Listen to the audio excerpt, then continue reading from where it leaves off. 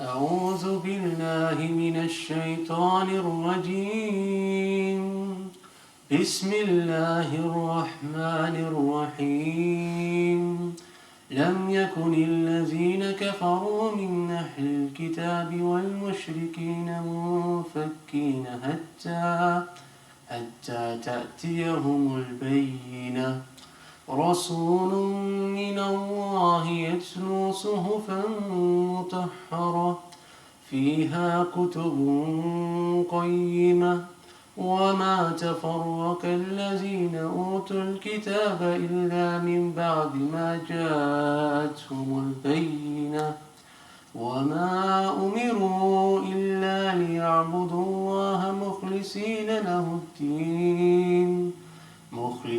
له الدين هنفاء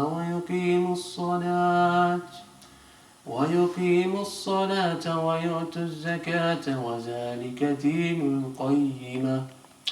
إن الذين كفروا من أهل الكتاب والمشركين في نار جهنم خالدين فيها أولئك هم شر البرية. إن الذين آمنوا وعملوا الصالحات أولئك هم خير البرية. جزاؤهم عند ربهم جنات عدن تجري من تحتها الأنهار خالدين فيها أبدا. رضي الله عنهم ورضوا عنه ذلك لمن خشي ربه.